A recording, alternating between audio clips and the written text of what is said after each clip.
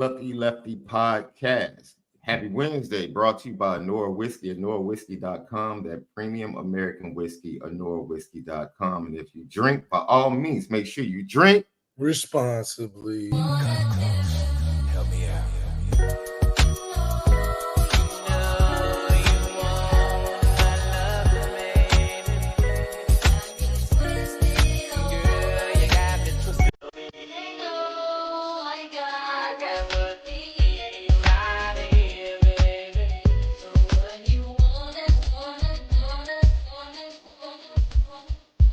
Lucky Lefty podcast. ONORA boys in the building. Malik's out here, Sean Davis, man. Apple Podcast, Spotify.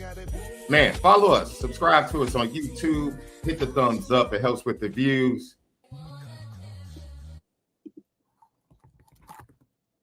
CFB Nation. Patreon.com/Lucky Lefty Network. Audio edibles each and every day. Spotify, Apple Podcasts. Man, home in the misguided passion. Forever committed to making sure that we will forever spin it different. Left, man, we just had a really sometimes our topics pre-show. We just had one. We said, yo, we have to save this for Three's Company. Yeah, we have to save that topic for Three's Company. We hope everybody out there is having a fantastic early start to your Wednesday. We're going to talk about transfers. Micah Bell jumped in the portal. He's just the first. We'll probably get 2 or 3 more players on the squad to transfer. And it turned from spring questions and answers to actually now having a feeling of hope that is, man. Yeah. Remember the panic when Georgia had like tons of departures from their secondary? And we never heard anyone panic around the program. No one. They're like, oh, okay. Oh, all right. Oh, you're leaving? You're going with your defensive back coach to Syracuse? Okay. All right. That's cool. We're going to keep doing what we do.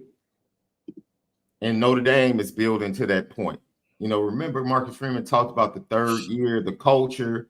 He's been talking about culture a lot this season. Then we talked about Jaden Mickey and what he said during the broadcast of the Blue and Gold game, talking about how the team is closer because of different things. And that is starting to come into play. We talked about the different aspects of what we saw from a talent standpoint.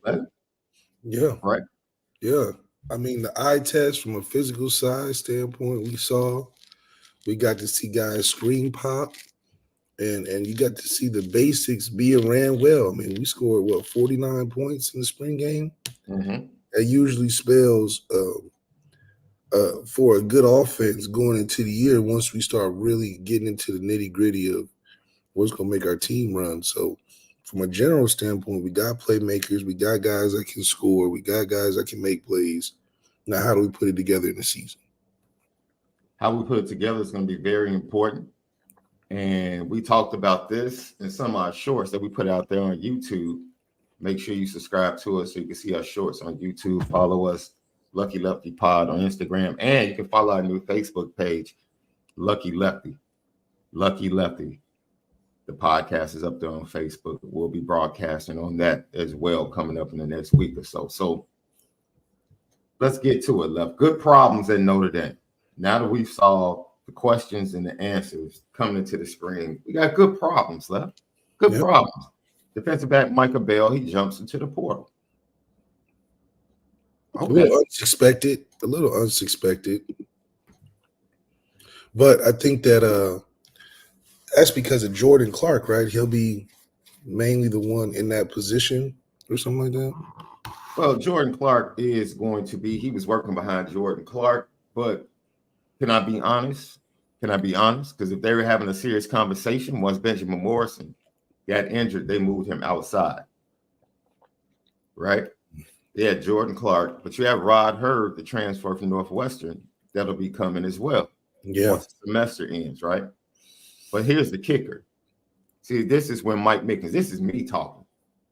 I'm speaking as Mike Mickens. I sit down and I have a conversation with all my defensive backs after the blue and gold game. Yeah. You know what I have to tell this young man? We have probably the best collection of defensive backs coming in the 25 class. You know me, right? No. You know me. I'm Mike Mickens. You know what I do. You see Christian, you see Ben. Christian Ben, yeah. You see what they did their freshman year? Carson Hobbs and Leonard Moore are coming. Carson Hobbs is coming. He looked just like Christian Gray. They're coming. So it's a real conversation. The competition is about to get real. Yeah. It's about to get real. So and Micah's not as big as those guys coming in. And so Micah might feel like, man, I want an opportunity where I know I can come in and play. Those Texas guys probably want to go back home, I'm telling you. And going back home might be part of the conversation, but it's not a situation where it's like, you don't want to lose anybody. You don't. But it's not even losing, it's more making room for. They're choosing to make room for the space, which is going to be elite, man. You're talking about Notre Dame being the top 3 offer because of reasons like this. Is that even if you're on the roster, what's coming in is a threat to you aside from what's already in the room. So it's, you feel as if it's almost out of your hands, how it's going to be rotated and placed and who's going to be in or not. But there's safer places to play. Notre Dame's just not one of them. You're going to be in some limbo. You're going to be in some competition. But, good old Tulsa down the street, good old come on, bro. Come small on, TCUs and all that. They're going to have it's going to be open range. At Notre Dame, you got to be very specific. You got to be very niche because the level of athleticism and just overall development is at a high level right now. If you want the easy way out, there's other places to be. You feel like it's an easy way out? I just think the landscape of college football has changed. I think the access to opportunity has changed. So, well, you get a guy like Dylan Edwards, for instance, that leaves. Oh, that after dude. But see, first of all, that's opportunity because they probably give him $1 million and they said he'll start tomorrow. And it was his coach. And it was his coach. And his dad played there, right? Or something like that. He has some legacy at Kansas State or something. So it's, that fits. But just from the perspective of how Colorado is doing it, it's getting hot in the kitchen. And not everybody can stand that heat. Well, Colorado went out, got some real running backs that can actually run inside and outside. Yeah, they got the guy from Ohio State back up. So remember, Dylan Edwards was going to be transitioned into a wide receiver. Yep. At Notre Dame. They didn't want him as a true running back. They were going to use him as a guy in the offense, special teams, slot, get him the ball on screens, Percy Harvin type, every now and then put him in the backfield. He found out at Colorado real fast, like, yo, this running back is – what did I got CJ tell us? He wished he stayed a wide receiver when he went to the NFL. That's right. Because, it's about, like his dad said, or who was that? Not his dad, but his coach or something like that. We're talking about better opportunity. Yeah, it's just a better fit at a place where you go to a place like Kansas State where, they're a running team, but a guy of Dylan Edwards' stature, he's going to be everywhere around the field and probably be the featured guy. At Colorado, they got a ton of featured guys. You're not being over-featured over Shador or some of them receivers he got that are still coming back. So I think that for him, it was just a matter of, can I get the ball at a higher capacity with a place that probably really loves him. Kansas State saw what he did and poached like every team is doing in college football. He just happened to bite on this one. And Marcus Freeman back in March 25th talked about the continued competition he's building at Notre Dame.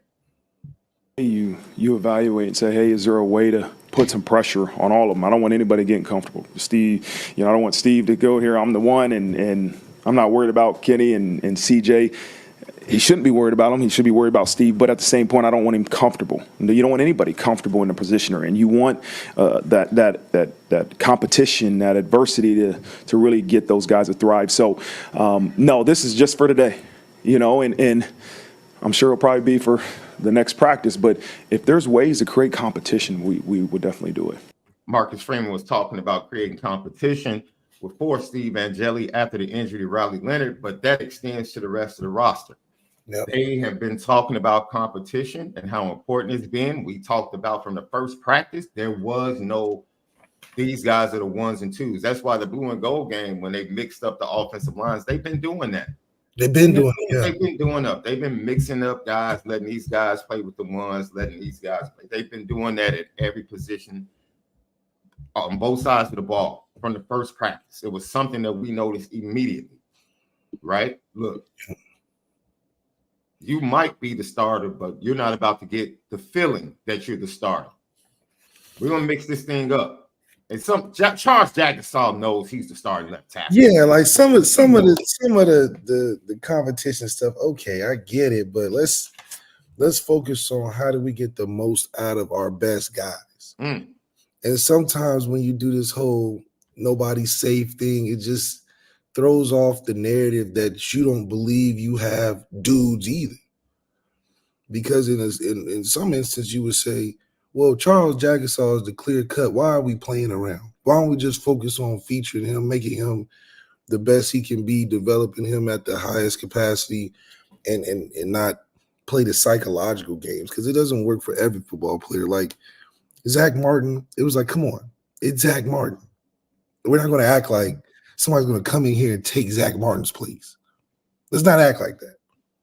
Let's give him the development he needs. He's going to take care of himself, and you get an accomplished 4-year starter. So I think that some positions, like quarterback, the whole you don't know who's going to start thing, I just think that's misleading to the fact that either you're saying you don't have dudes that you're confident in as a clear number one, or you're not identifying the strengths of your best talented guys and what they do best because you're always rotating, always looking for something else. I always talk about the people that are never satisfied. I think that's acceptable to a point, but at some point you got to look at what you've accomplished and what you have in-house and say, okay, we do have a strength in these areas. And to harp on that, I think that's what it comes down to when you get specific in big games. What can you rely on? What players can I be like, okay, it's a tough game. It's going pretty good. But let me lean on XYZ to get us out of this jam or to take this game home. And I think that's the difference between a professional setting with teams and these non-professional teams, is that professional teams, more so because of the money pay, they know who's starting. They know who they're going to push. And any threat to that, they're going to move around and do different things with. But if that's your guy, y'all going to win and lose with him. In college, it's been more up in the air, but I think that's what makes it a little harder to lock in on what makes y'all special. And I look at it from a basketball standpoint, Left, and please, jump in, because it might not be apples to apples. I know when we were at Morgan Park, our coach used to do the same thing. Like, yeah, in his mind, in the mind, too. You say this all the time. The locker room knows. Yeah, the locker room knows. That's what they knows who the starters are. But this is the thing. When we walked out on the court, we knew what the starting five was, but he never allowed the starting five until the end of practice to practice together. Because it becomes redundant, right? And then yeah, for sure, you make things a little bit more exciting, and there's a little bit more buy-in when you allow backups or guys competing to actually jump into the fire or feel what it's going to be like to be on the court at certain points or to be in that five and important parts of the game. You're going to need guys during the season. So I don't mind during the spring allowing guys to go play some reps with the ones, whether it's offensively or defensively. I don't mind watching KVA play next to Drake instead of Jack Kaiser against the ones or with the ones. I don't mind that, because to me, that's like finding out who can I trust. I I already know who my dudes are. Now I need to know who I can trust, right? Like the Lakers don't know who they can trust outside of AD and LeBron. That's the issue. Yeah. Mike Malone knows, I can play 10 Pete dudes. Watson. Yes, I can play 10 dudes until the last 5 minutes. You know why? Christian Brown. Who is these? You know why? I can play 10 dudes for the first 45 minutes of the game. Because the last 3 minutes of the game is what? Pick and roll. Murray and Joe. They don't do matter. nothing else. They don't do nothing else in the last two. Yes. And I can trust everybody else to play defense, get stops, and be what they're supposed to be while these two run pick and roll, right? So you know, and you find in practice who the guys are going to be. The other day, we said who's going to be Notre Dame's Jokic, right? We haven't had that since Kyron and Jack Cohn, and that's why it makes it memorable. Is because when the chips got down, it was Jack Cohn and Kyron Williams. Put Kyron in the slot, handing the ball off late, doesn't matter. Put Jack Cohn in, break his finger back in, throw a touchdown or two. You knew who to go to. Kevin Austin was there sometimes, but after that year, it was, well, who's going to answer the call? We got a bunch of guys that can do it, but who's going to answer it? And I think that's the situation that we're looking at offensively this year is that, okay, yeah, we got a Chris Mitchell. Yeah, we got a Ryan Leonard. Yeah, we got an experienced receiver core that's coming back. But who's going to be the guy that we're forcing the ball to when we need to?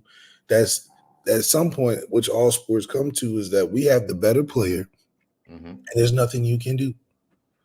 When Jamal Murray and Jokic got to doing that pick and roll, not too many people can have too many answers for that. Now the problem, Lakers, you know why there's no answers for it left? Because their skill set can counter whatever you defend, however you defend it. And see, that's what we're hoping Mike Denbrock brings to Notre Dame, right? Yes. Notre Dame had no counter for 8-9 in the box against good teams. No counter for years. We didn't have a counter in the box and playing man on third down. And that is what hopefully the elevated talent in the quarterback room and Mike Denbrock as a play caller and Gino Guidugli as a developer of quarterbacks, this is what they give Marcus Freeman going into big games. Yeah. Right? Now, you pick and choose how you want to die. You want to go over the screen? Cool. Murray's just going to get to the bucket. You want to go under the screen? Step back 3, midi, fader, bam.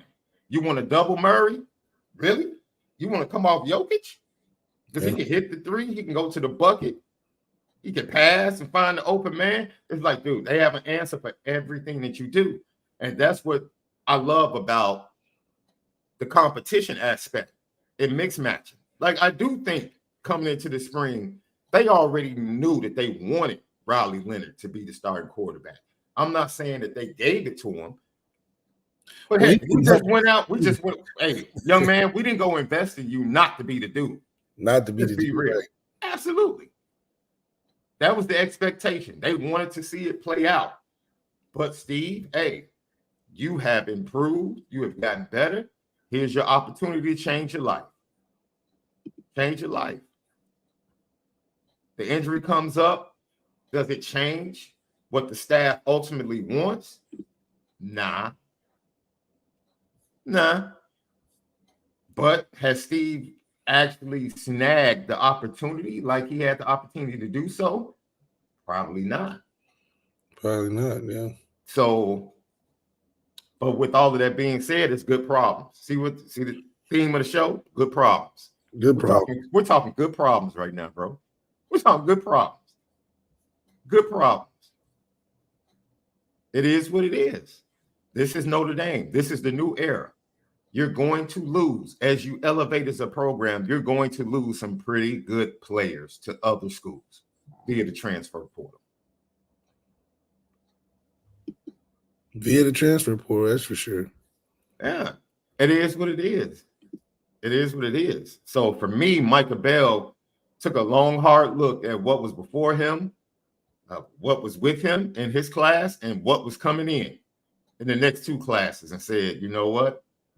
It's not that I can't get playing time. I'm going to constantly be in the battle. Yeah. That's the do I constantly want to be in a battle, or do I go find a place where I feel like, they want me to come, I'm their dude, and I can build on getting to the next level and building my career. And that is the current landscape of college football, which was totally different when you had to make the decision that you made. And the circumstances surrounding you deciding to transfer were totally different, right? Because you also in that situation, man, just based upon the conversations we've had, you looked at the current situation, but another thing that caused you to make the decision you made is that you didn't, your young bull that you had a relationship with, you didn't want to do that to him. Yeah, man. I mean, I got tired of it eventually, the whole anonymous, wait till the last day. You can't really build a foundation that way because they're always saying, oh, nobody's starting. I just think that's kind of corny after a while because at some point, a player needs to know where he is on the team and his impact on the team and his value towards the team, his role on the team. Mm-hmm. When you're always in limbo, you can't get better that way. You can't build on a foundation like a Jaden Daniels where you go from year 1 to year 2, from being a transfer to being a Heisman winner the next year when you're always in these crazy competitions. Mm-hmm. Because it goes to what we talk about in these reps. There's no way in the world, even with Riley coming back in the beginning of summer, that he's going to get caught up in physical reps that are going to help him get prepared for the season. A starter should at least have 70 to 85% of the starting reps to be prepared for a season, and going in, missing all the spring, and then only getting a third coming back because I don't believe they're just going to give him a 90% share of the reps unless they're just committed to him. But that's not the model that Marcus Freeman is building off of, where you got to go a third of everything. So I just think you're walking into a game with 200-300 less snaps than a normal starter in college football would be. So, I mean, unless you have the talent to make up that gap, I just find it hard for you to really be comfortable. And you talk about Sam Hartman, who, in my opinion, didn't really get comfortable until like the Pitt game, it felt like. And these are games that early on we needed him to be more comfortable in, like the Ohio State game.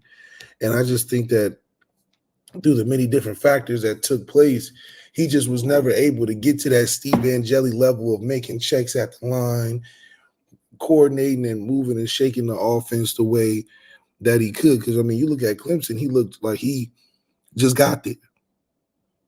And you're like, man, what's going on? Well, that involves having those physical reps at a high level back in August, back in June and July, when you have to ingrain yourself in that comfortability. So, man, you saying something left. Wait a minute now, because you dragging me back into the ocean. I thought I had gotten out of that, bro. But you're really piquing my interest. Are you saying that what we saw manifested during the season possibly could have been a byproduct of wasted time of actually making Sam Hartman compete against Tyler Buckner?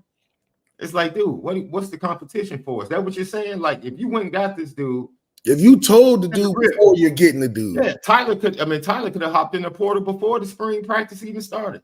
I mean, you getting in there and Sam's telling you, yeah, Tyler's teaching me everything I know. Well, hell, Tyler ain't the exact model that we want to be out there either.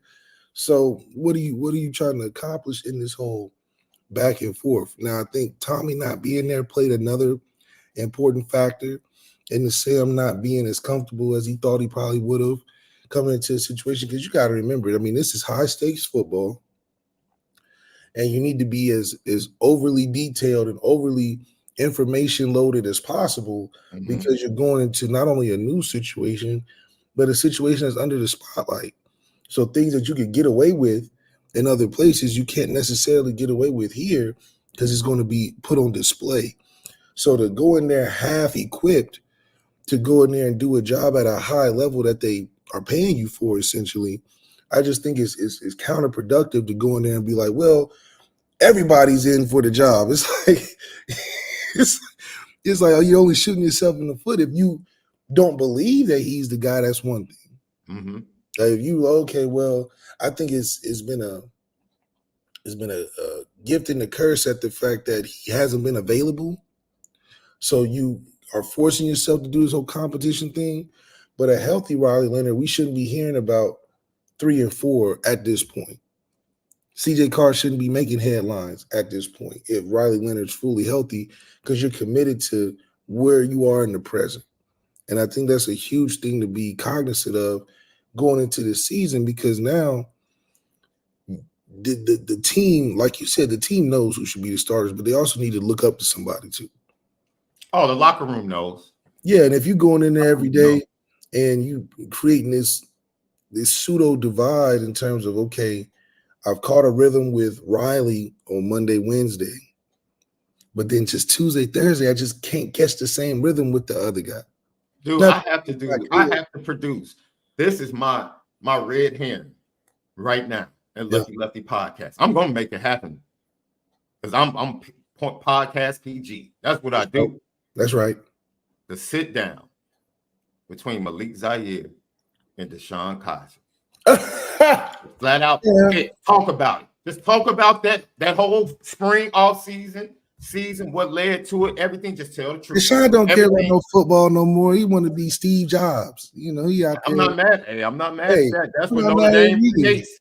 He don't even look like a football player no more. He look like he been in Silicon Valley the last 5, 6 years. I want to hear it. I want to hear it. I want to hear somebody admit, yeah, he had the locker room. I want to hear it.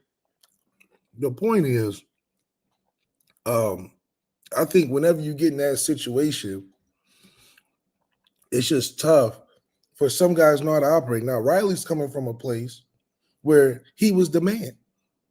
That old good Jesus spirit and everybody backing him up. Leave that man's faith alone, man. No, not the that man's faith alone.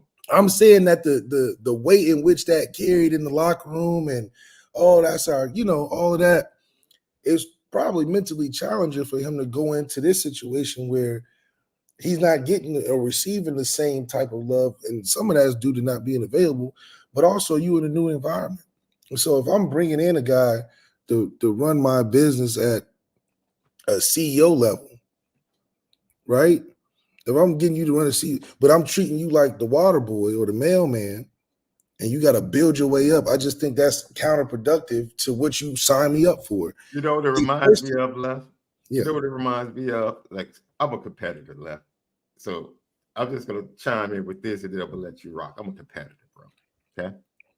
I'm a hooper. So the men at our church, we get together and we hoop twice a month. That's right. Little church ball. There's some cats I love. I'm talking about, man, some older cats that have been mentors to me since I was a teenager. Some younger cats that I had great relationships with. But I don't want them on my team, dog. I'm trying to win. Yeah. I don't want you on my team. I love you with the love of the Lord. God bless you. When we hop on this hardwood, I'm not picking you, bro, and I don't need your feelings to be all in a tizzy. I'm sorry. And if you are on my team, I need you to go to the corner like Bruce Bowen and stand there. They stay in there. That's it. That's it. That was it. Evan basketball. You know what I'm saying? Evan basketball was like that. Yo, so that's what you're saying, Riley Leonard, like your faith, all of that, it's a perfect blend. That's what Notre Dame is about. That's what this locker room and brotherhood is all about. All of us are in faith. That's all fine and dandy. You run a fellowship after practice. Yeah. We need you to go out here in this field, bro. Yeah. We need to go be a dude on true this disconnect. field. That's what makes football so great is that, all the intangible shit is great. But winning and losing loses and wins a locker room. And if you ain't out there, only so much of that rah, let's all kumbaya and do that. It only lasts so long. So if from a it's almost like a duality thing. Like on half of it, you got to be able to perform. You know, leaders, I feel like, are guys that can lead by example. And you can only get so far if you're not equipped to lead at the highest level by example. Like that's why there's a best player on the team that always gets favored differently. He's the best player on the team. Now, is he the greatest all-around leader? Maybe not. but he gets a far away because he's the best player on the team. Now, if you're not the best player on the team, which Riley isn't in this environment, that's already pegging you at a certain level. Now you're not available. That's pegging you at a certain level. All that rah-rah stuff, get s'mores and cigars with the boys after, and I'm calling them on the phone and this and that. That's only so much before guys in general, and I think naturally are like, okay, that's all right, that's cool. But I gotta go put this work in, because that's generally what everybody truly cares about, is who's producing on the field. That's why you at the place. So when you can't do that as at a high level, you just find yourself a little lost, and you get a little more frustrated, and things are a little more rushed than they should be, than the natural development of you coming in and what you've been told probably. So you're going into a season with a lot of questions, a lot of miscomfort. You're trying to find some grounding to build off of a foundation of, because you've been watching and not getting the same reps, and there's moments in practice that you gain your confidence you're not available for. So I think it's building up to be a challenge, more of a challenge than Riley thought it would be probably going in. But for the guys that have been available, like Steven and Kenny, they're probably thinking like, hey, don't throw him in now. It's too late. We already took off from base camp. We halfway to the top of the mountain. Don't try to start him where we are now. So I do think that that's something that is going to build throughout camp, but it's something that's got to be solved sooner rather than later. Like, I would have loved Marcus Freeman came out there and said, yeah, Steve did good, and that's what he's going to be our starter for, and everybody else is going to have to fall in line until the wheels fall off. I think that's a very committed way of trying to keep the team moving forward. But, that's a lot of weight on Steve as well. But it also is a good pressure on Steve, because if you're not right, get out the kitchen. If you're the main chef and you making suspect food, okay, we know. We done put the onus on you. And if you ain't pumping out them chicken Alfredos with broccoli the right way, you got to get up out of there. We don't need you making the noodles. And then if the meal don't taste good, you be like, well, the noodles was good. No. We need you to make the whole dish. And if the whole dish ain't satisfying the customers, then we got to get you out of there and bring in a new chef. But if you got all three chefs, Riley's making the broccoli, Kenny making the chicken, Steve making the noodles and the sauce, you're going to be like, well, who do we give the credit to? Who do we listen to? Do we put the broccoli on the stove first, or we boil the water first? What direction are we taking when you got the main course being made by three different people? Now, I don't know about you, Sean. I never had the same meal made by three different people, but I'm sure it wouldn't taste as good as the one person making the meal themselves. And so you're going to get different flavors. Kenny might like his a little spicier, and Steve might like a little Thai chili on his. And so the difference, I think, of what can make this team function at a high level early on coming out the gate is Marcus Freeman just puts it on the table and says, this is who's making the main course, and this is who we rocking with. And I think this is a year where it's okay if you may not be right starting out, because the year is not about the quarterback success in particular. The year is about the success of the team playing well together, and the quarterback position not losing the games that we know we can win, walking into the building. So I think that it'll be good for other positions. Like we talk about the receiver position, that it's only 6 slots available, and we got about 8 or 9 receivers, 8 or 9 receivers that are fighting for those 6 spots. Now that's a competition, because at the end of the day, you're going to rotate a lot of guys anyway. Guys get hurt this time, the third. But when you talk about making that main course meal, I haven't had a meal. Like if you go to Chef Ramsay's place and Chef Ramsay's there, you want your meal made by Chef Ramsay. Point blank, period. And you don't want a sous chef. You didn't go there for a sous chef. You didn't go there for The guy that just started 2 days ago, you went there for Chef Ramsay to prepare your meal the way he did. That's why Salt Bay got so big. Salt Bay, did the little sprinkle, and then chop the meat up, and that was what people went for. And for Notre Dame, we need to have somebody we're going for. If we winning by community at the quarterback position, I just don't think it takes us as far as it needs to go when it comes to playoff situations. Left. Let me tell you something, man. At this point, I'm just ready to roll, man. But I feel so much more comfortable as a Notre Dame fan knowing I got a lot more dogs rolling in, getting off the bus down to College Station than the previous 2 seasons. Feel a lot better, bro. Yeah. Cat, I missed you. You must have gave a hell of a food analogy when I stepped away, love. You must have given a hell of a food analogy. I will say this before we get some words from Marcus Freeman, right? Switch over a little bit. What we're seeing is going to be a continuation, and it's going to be the elevation and growing pains that come along with getting to the level that we've been asking for over 30 plus years.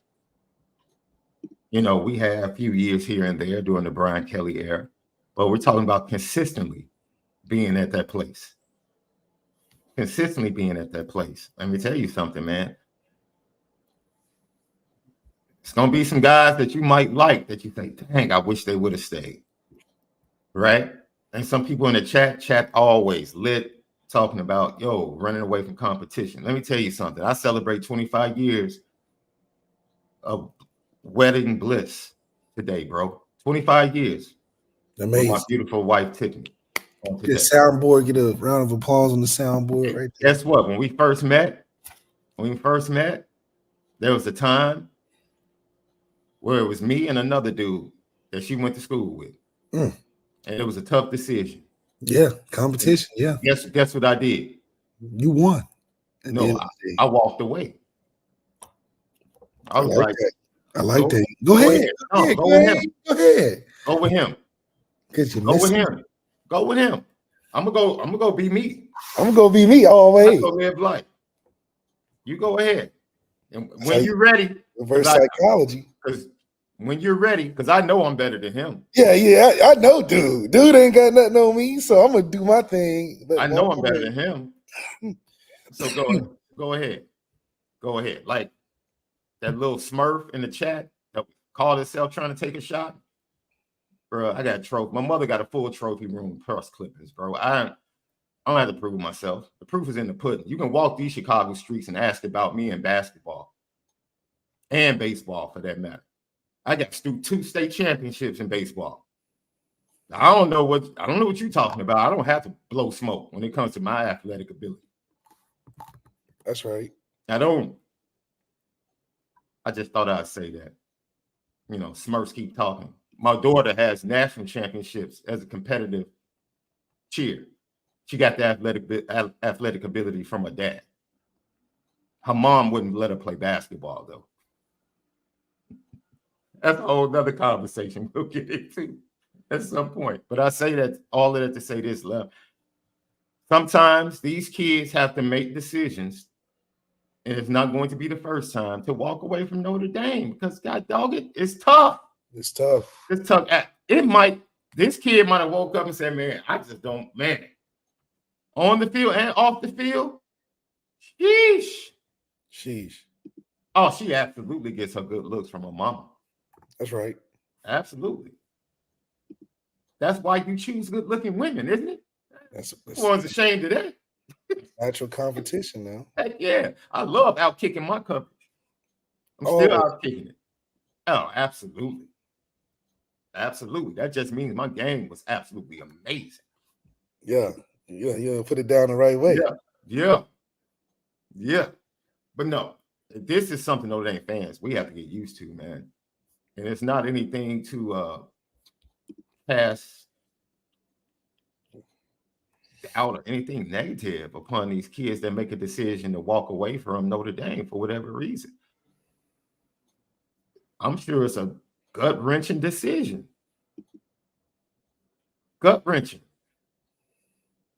Micah Bell had to look at the man that recruited him to Notre Dame, but also the man that was sitting across from him, giving him a true assessment of where he stands at Notre Dame.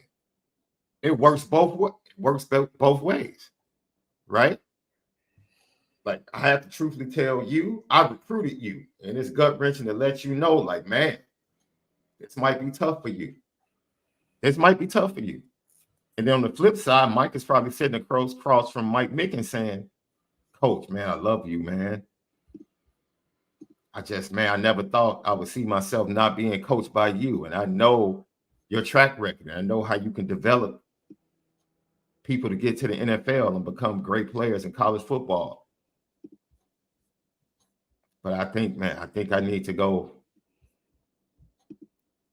I think I need to go elsewhere. See, there is no wrong decision as long as it is the best decision for you. Does that make sense, Love? That's right. That's the best decision for you. Yeah, that's right. Yeah, you can't. You scared of competition.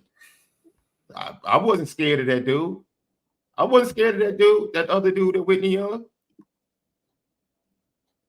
Fine. Take your time. Go. When you come to your senses, let me know. It is what it is, man. It's just a new day, and we have to get rid of these old mentalities that are locked into things to say people are afraid of this or afraid of that because they make a decision to go choose elsewhere. Life isn't that simple, man. Situations, they just don't line up apples to apple all the time. It's tough, man. I bid that young man nothing but success in every endeavor in his life, man. Every endeavor in his life. I hope he has success. And maybe he was homesick. There's nothing wrong with that. South Bend is not for everybody. I told you could offer me $1 million contract. If I had to move to South Bend in order to get it, I'm going to sit here, man. I'm going to think long and hard about it, Left. $1 million is a lot of money, Left.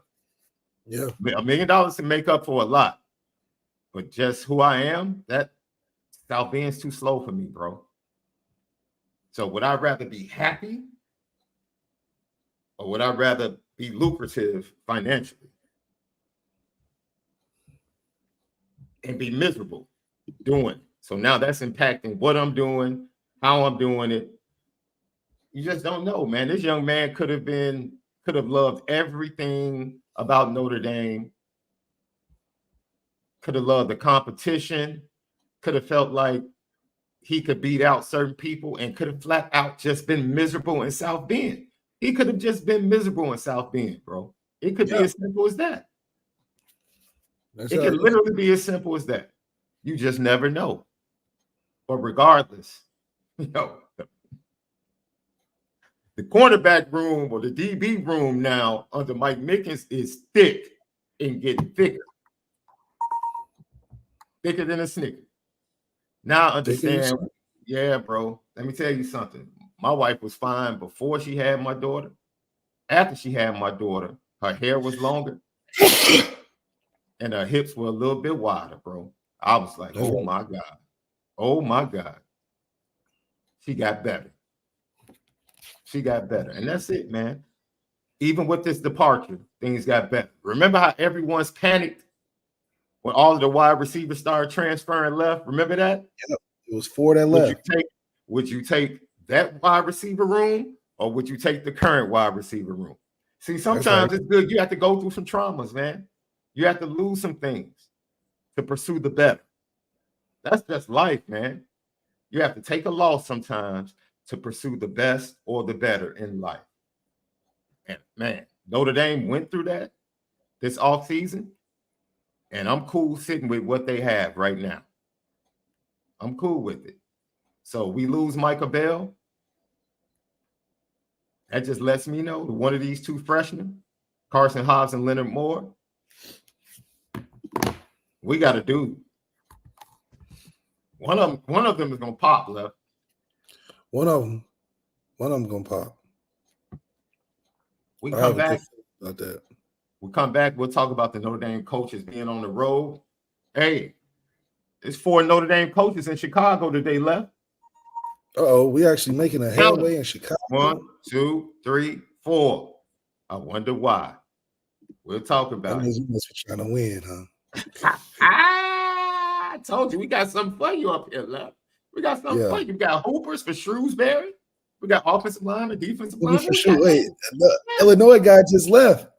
He might have to come down to good old South Bend, 6'10". Oh, you talking about Luke Goody? Y'all don't want Luke Goody. Y'all don't want Luke Goody. Man, we'll be back. Lucky Lefty Podcast. So y'all. What's up, family? The merch shop is finally here. Lucky Lefty Network merch shop. We got it all. From the shirts to the hoodies to the hats to the nitty gritties. Come here right now. Shop with us. Come get the swag because you know, if anything else, we spin it different. You see the gritty. You see how we get down. It's elite.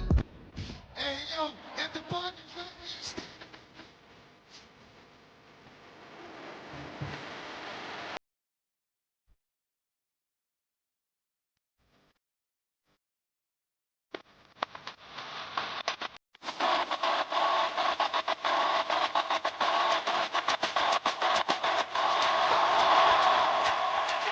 It's about to go down.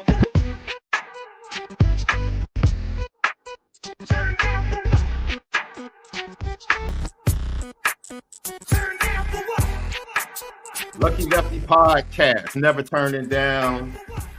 We always make sure that we continue to spin it different. Hey, Shaun Davis, Malik ZAIRE, Marcus Freeman on the other side. We're brought to you by ONORA Whiskey, ONORAWhiskey.com. That premium American whiskey, ONORAWhiskey.com. If you drink, by all means, make sure you do it responsibly. Patreon.com/Lucky Lefty Network, CFB Nation. Audio edibles each and every day, Apple Podcasts and Spotify. Then go to our YouTube, Lucky Lefty Podcast. Subscribe, hit the thumbs up, the like button. Helps us, man. We appreciate you. The litness of the chat is always on full display. Lucky Lefty Podcast, home of the misguided passion, forever committed to making sure that we will spin it different. Like I said, Marcus Freeman, we're going to hear from him. But left, Chicago is the place to be when it comes to Notre Dame coaches, bro. Is that right? Shout out to my boy, Xavier Pope, man, one of my longtime life friends, man, who is a big-time alum. He's a great news guy. Great news guy here in Chicago. And he's an alum of Whitney Young. My wife is an alum of Whitney Young, Michelle Obama. You know, Whitney Young is the top school in Chicago. And Whitney Young has a history of beautiful women, great basketball players, men and women, great track, men and women, great academics. I mean, it's a phenomenal institution. It's one of the best public school institutions in the nation. But one thing they've never been known for is football, left. Never. So when I saw on Twitter that the head football coach at Whitney Young was thanking wide receiver coach Mike Brown for coming to check out his athletes, I had to make some calls and ask around, like, wait, what's happening? That's right. I hit my boy X up, like, y'all playing football at Whitney Young now? When did this start? When did this start? I knew Morgan Park, my place. We've been playing football. Kenwood. Been playing, huh? Been playing football. Chicago Catholic League. Been playing football. Whitney Young? I'm going to have to do some extra digging and research because Whitney Young has some guys, sophomores and juniors that are, from what I'm hearing, that are pretty good. And Mike Brown, he stopped by. Not only did he stop by there, he's joined by Mike Denbrock, Al Golden, Al Washington. They're all in there. They're going to stop in on Taylor today, Christopher Burgess, Joseph Reed, Dominic Hulock, Mikael Blade, Country Club Hills. He's right about 5 minutes from me. Braden Jones, Mount Carmel, and Gabe Hill from out there in Naperville. So Notre Dame is doing their due diligence in the Chicago area today. Due diligence. I like to hear that. Yeah, they're doing their due diligence, man. Jason Smith talks about Braden Jones. Let me just tidbit. I told Steve, Chicago is it's a big city, but it's very small in sports. Very small. So someone asked me about the young man from Marist, Fitzgibbon. And so I asked about Fitzgibbon, and I asked about Braden Jones. And I asked a couple of offensive linemen in the Chicago Catholic League. I was having a conversation with them, and they pretty much were really high on Fitzgibbon.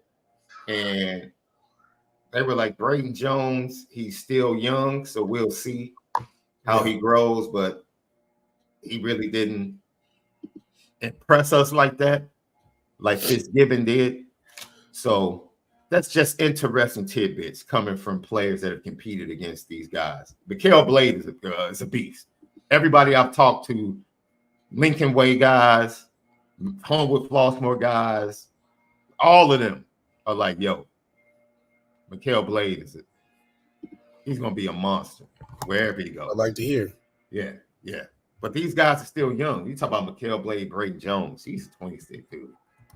They have time to grow, and Braden Jones is at a place. He's at a development factory at Mount Carmel. That's all they do is put out D1 talent.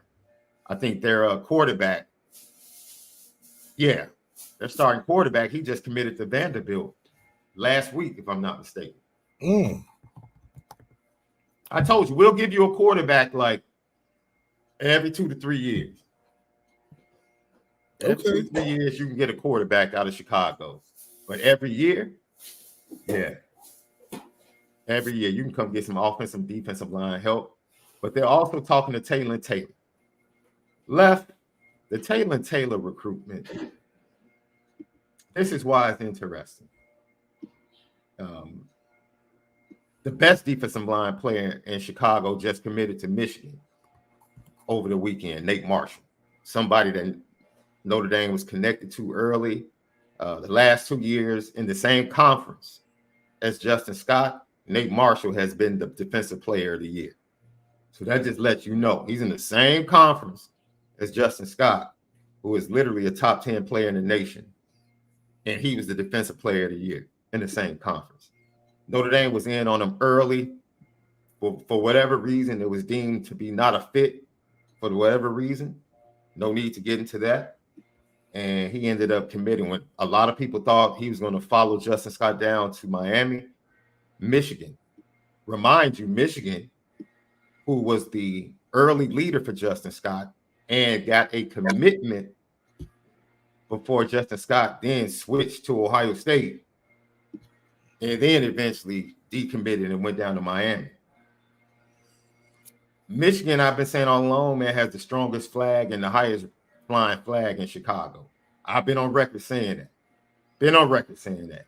I love seeing Notre Dame and what they're doing today, putting forth the necessary effort to counter that. Right now, the squad in Chicago is Michigan, and I hate that. And that plays into Taylor, in my opinion. Now, the departure of Jim Harbaugh, the quarterback situation at Michigan bears watching with Taylor. That's right. Georgia bears watching with Taylor, in my opinion. Miami bears watching the Taylor for recruitment. I'm encouraged to see that Notre Dame isn't backing off. That's what I'm happy about, Left. That's right. You talk about not running away from competition. I'm excited by the fact that Notre Dame being in the midst of all of those big-time programs, being at the doorstep of a Taylor, they're not cutting bait and running. They want this kid. Mike Brown has a relationship going back to his time in Wisconsin. They're in it to win it. And as long as we're in it to win it, that's what's going to get us and carry us through. Before we used to take our name out the hat and be like, oh, well, so well. So I think now sticking in it, who knows? We might grab him, we might not. But the fact that we're in it to the end is the effort that's what's going to matter to these kids when they start making these decisions. Like Rihanna said, I get it how I live it. And that's what Notre Dame, they're getting it, man. They're getting it. I love this. And yes, I rep Chicago all day. But it was painful to sit by painful to sit by and watch the flags of Ohio State, Michigan, everybody else flying high in the Chicagoland area. And the 23, 24 kids were like, but man, things started to shift with that 25 class. Joseph Reeve, Dominic Hulock, Christopher Burgess. And even though Michigan's flag is a little bit higher right now, admittedly, the buzz with these players, especially amongst the 26 kids, you can start to feel the tide turn in the Chicagoland area. You can start to feel the tide turn back to what it used to be. And that's a great feeling. And I love what I'm seeing with the coaching staff invading Chicago today and putting the full court press on.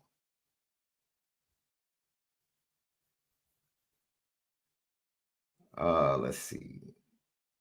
And the more we can be apparent in these crucial recruiting areas, especially ones down the street from us, our flag needs to be one of the top 2 biggest in the area, and to bring all those coaches down there to filter out and to go to places where we haven't been before necessarily, but also be serious in our intentions of recruiting Chicago.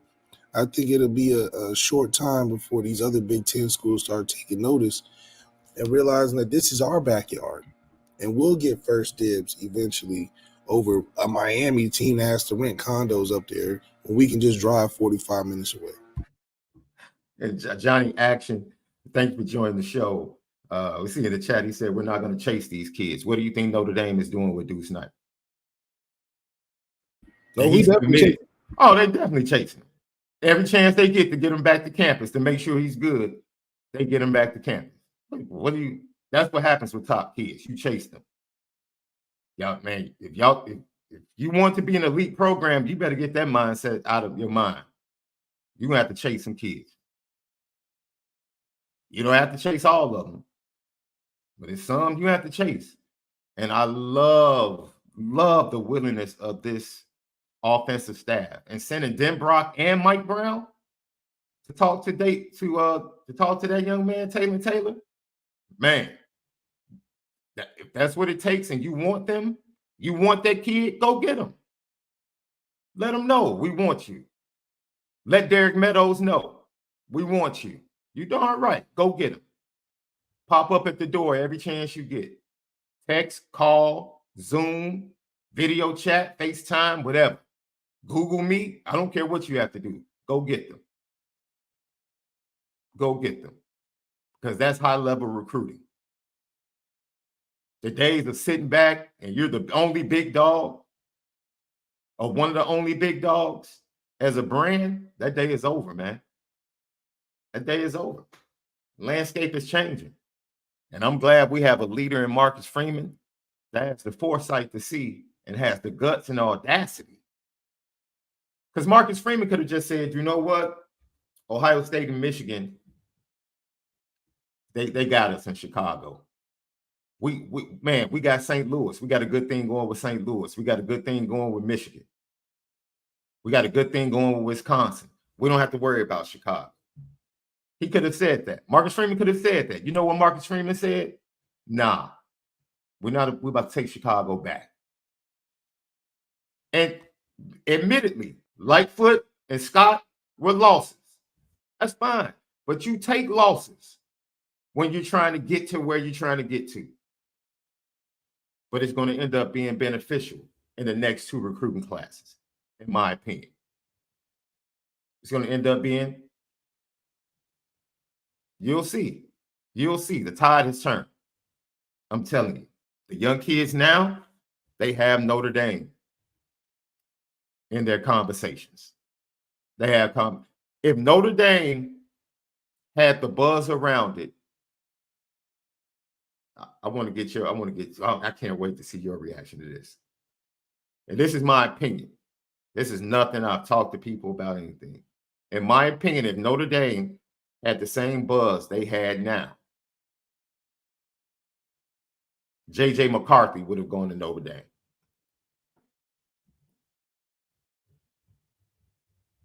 I feel pretty confident saying that. I thought he was a diehard Michigan guy the whole time. Nah, he was a diehard Michigan fan because before he started winning championships, he went up and camped at Michigan. JJ McCarthy has been very open to people in the Chicago area that growing up, he watched Notre Dame football.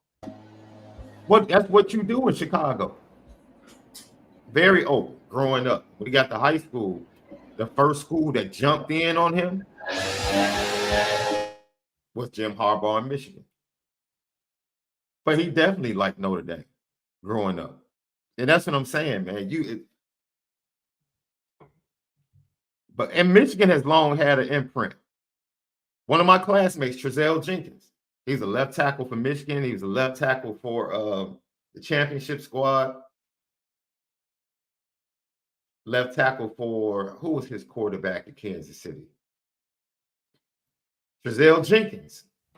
Dude, this dude quit.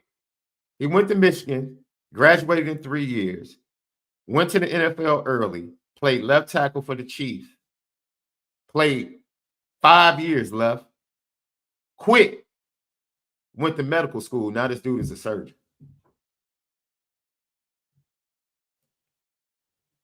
Are you telling me he wasn't a Notre Dame fit? You're darn right he's a Notre Dame fit. But that just goes to show you, Notre Dame and Michigan in the Chicago area, it's always been like this, love. It's always been a battle to see which team is going to have the flag raising higher or flying higher. And nothing's changed today, man. Marcus Freeman's back in the battle, though. And now he's in the battle to win. He know he has some backup. He know he has some good resources to win a battle. It's not just him showing face; it's him having intention when he's going in there. So I do think that it spelled it out to be pretty good for Notre Dame and Chicago, especially getting the big recruits, getting the Justin Scotts, getting Laquan Treadwells and Carnell Tates, not just Chicago players, but the big time of Chicago players. Lucky Lefty podcast. Dylan McCullough is in St. Louis, in the St. Louis area, looking at another running back left. Wow. Coach Vic is in the chat. What do you feed these kids in the St. Louis area to turn them into great running backs? I need to know. Notre Dame is just convinced, like, we can go get the best running back in St. Louis and we're good. It's crazy. It's absolutely crazy. Here is Marcus Freeman talking about the linebackers left. He said it's the barbecue. Coach Vic said it's the barbecue. That's what I love. Marcus Freeman on the linebacker. If anything today, as much as the progression of the spring, like Kingston's he's gonna be a really good football player for Notre Dame football. And you thought that when he came in. You thought that in high school recruiting, and then when he came in, but he validated that through 15 practices. He's going to be a really good football player and do some great things for us right away. Drake has really done a good job in filling the void for, JD and that leadership that we lost in production. And Snead and Jaden Alsbury are two super athletic players that I think are for Jalen being in his third year, really starting to come into his own, understanding what he's doing. And so he's playing faster. I mean, he brings a really unique skill set. And Alsbury would be able to say, okay, he's helping us at linebacker, but we got to find ways to not take him off the field. So we moved him to nickel halfway through spring. And so that's a reflection of his athleticism, his versatility. So it's a great room, really confident in where we're at now. And again, the only guy you plan on losing is Kaiser.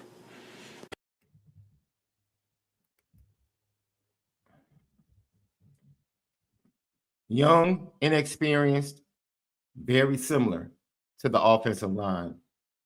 But from a talent standpoint, it's a lot easier to have trust in the young talent at linebacker than it is offensive line, because offensive line is such a cohesive based unit that if one person messes up, it pretty much makes everybody look bad. Linebacker, one person can miss a fit, but yet still, if you have a great safety like Xavier Watts coming down to clean it up, You know, there are probably some misses. What did Coach Bullock say? Like, yeah, they're good, they're talented, they're going to be really good, but I'm They're still good. They're talented. still Yeah. lining up wrong. They're still making fits, right? That's some of the things I think Brian Driscoll talked about it on IB. He said, yo, KDA played well, but he had some bad fits. If you go back and watch the game, he had some bad fits throughout the game from start to finish, and that has to be cleaned up. And this is what I went into. Like, man, stop trying to rush the talent. Let them. Marcus Freeman, by all means, could have rushed this linebacker talent. All the linebackers that when he got there as defensive coordinator, that he brought in to change the speed and athleticism, he didn't rush them. He let them develop. And now he's ready to unleash them. And so the linebackers, I think for Notre Dame fans, they have a little bit more faith even without seeing it, because we haven't seen the offensive line.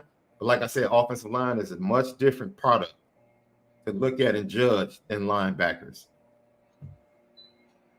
Mhm. Yeah, and I think that's what's great about what Marcus Freeman is doing, that they're being critical in the right areas, and it goes to being good is not good enough. And I think that's where this all kind of implements in with each other, is that Max Bullock is pushing the narrative and the perspective of linebacker play, which I think is an extension of what Marcus Freeman wanted when he talks about this competition thing. He wants the competition to stem better players, and better players don't mean older players.